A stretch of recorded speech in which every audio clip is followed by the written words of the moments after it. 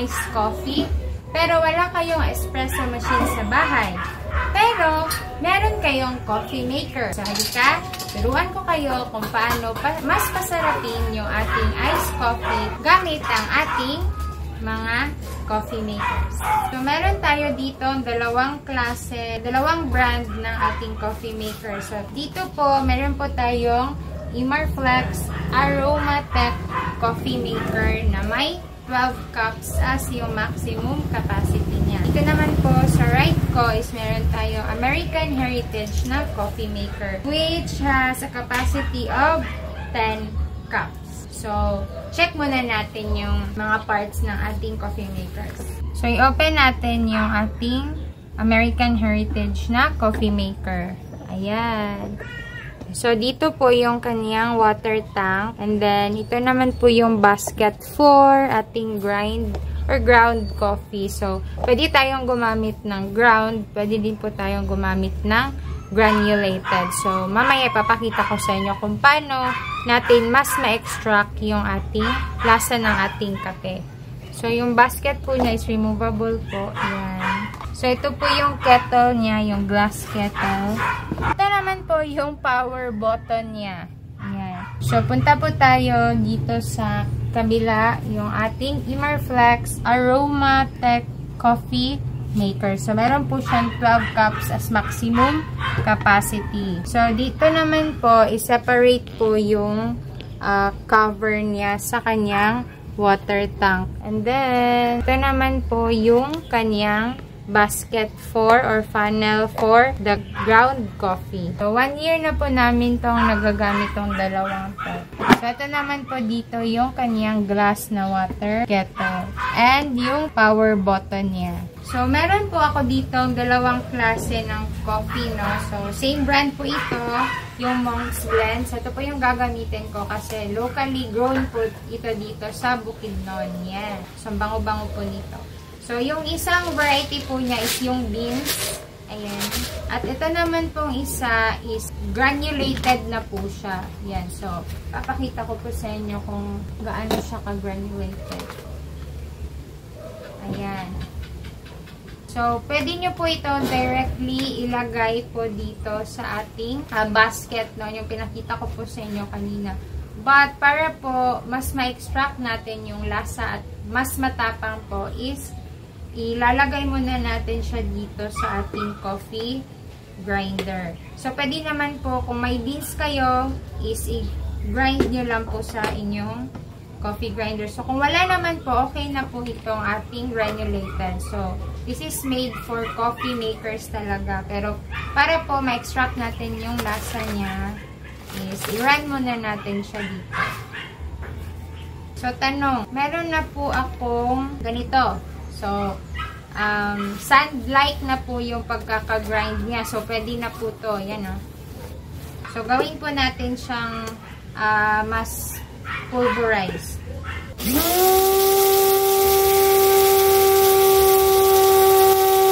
Yan. So, 3 tablespoon po yung nilagay ko. So, ayan. Mas finer po siya. So, ilalagay na natin dito.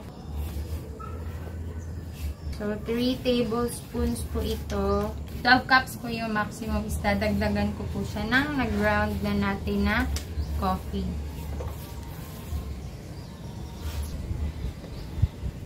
Yan. So, i-close na natin. And, lagyan na natin ng tubig. So, makikita nyo po dito sa side na to yung kanyang water indicator. So, gawa tayo ng 10 cups.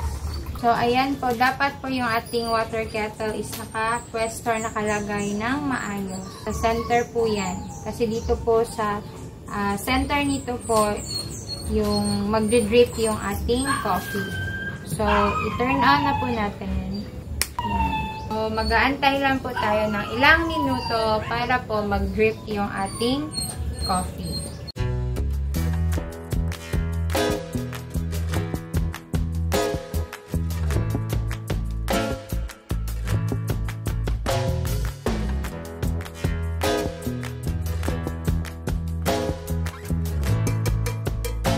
Yan, So, tapos na po nating i-brew yung ating kape. So, pwede po natin siya inumin as brewed coffee, of course.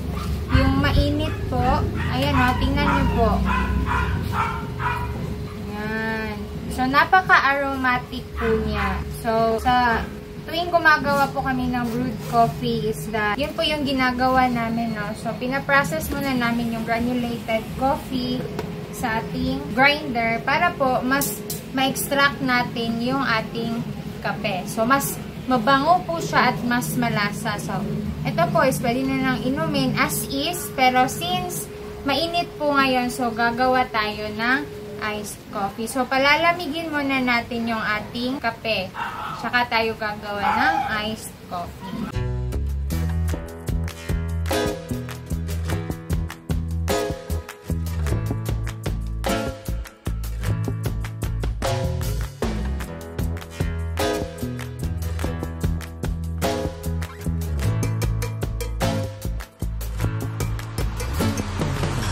So, ayan po, malamig na po yung ating brewed coffee. So, pwede nyo rin po siyang ilagay sa ref overnight or yung pre-prepared na brewed coffee para gawin nating iced coffee. So, ngayon, gagawa tayo ng 4 na flavors gamit itong ating Easy brand na signature syrup. Yan. So, yung unang flavor na gagawin natin is yung black iced coffee with orange flavor. Ayan. So, meron tayo dito Gian's Yummy Snow Cone Syrup na orange flavor. Gagawin lang natin is maglalagay tayo ng yellow sa ating baso. So, ayan. Lagyan natin ng orange syrup. Lagyan natin ng 2 tablespoon para lumasa talaga. So, matapang po yung kape natin dahil sa ginawa natin kanina na pag-grind. So, para po may konting tamis yung ating plain na brewed coffee. So, lagay natin yung ating brewed.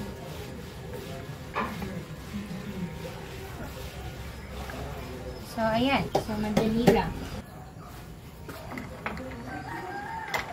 Stir natin para lumasa. So, ito yung una nating flavor. So, yung next naman na gagawin natin is Choco Hazelnut Iced Coffee. So, lagyan muna natin ng fresh milk. So, yung ating hazelnut. So, lagyan natin ng 1 kutsara. And then, lagyan natin ng cocoa powder. So, kung wala kayong cocoa powder, yung plain na cocoa is pwede naman pong Milo. So, lagyan natin ng 2 scoop. So, gamitan po natin siya ng frother. Ayan. Lagyan natin ng yellow.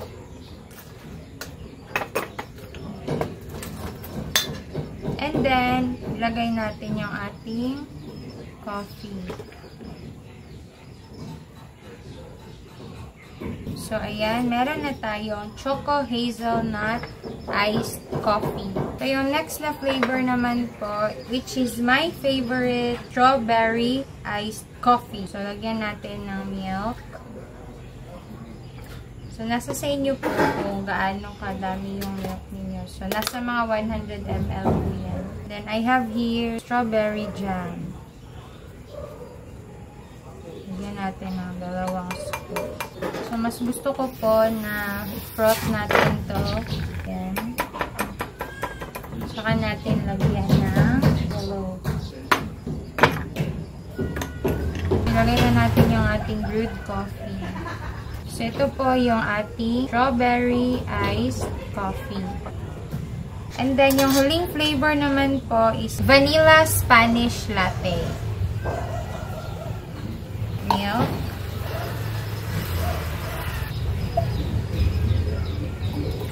So, lagyan po natin ng 1 tablespoon ng condensed milk. So, kung gusto nyo pong mas matamis is lagyan nyo po ng 2 tablespoon. And then, yung ating vanilla syrup. Lalagay ako ng 1 tablespoon.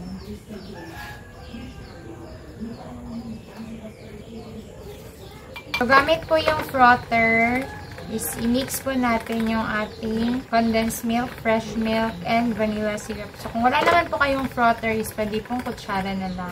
So, kung wala naman po kayong fresh milk, pwede po yung ating evaporated milk. So, pwede nyo rin po itong lagyan ng evaporated milk. So, dalawa po, fresh milk and evaporated milk para po mas masarap.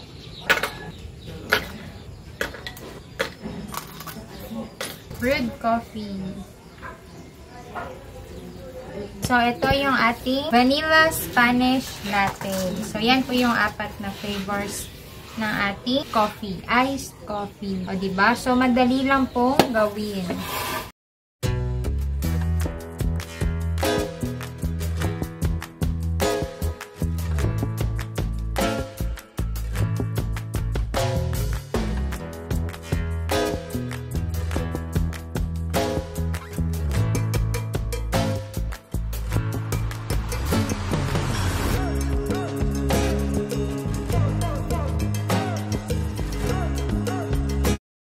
So, ito po yung ating 4 na flavors ng ating iced coffee na galing or gawa sa ating coffee maker. So, napakadali lang po at pwedeng-pwede nyo pong gawin sa loob ng bahay. So, ngayong summertime, may thirst quenchers na kayo kahit nasa bahay lang. Thank you all for watching. See you sa next. Have a beautiful day. Bye!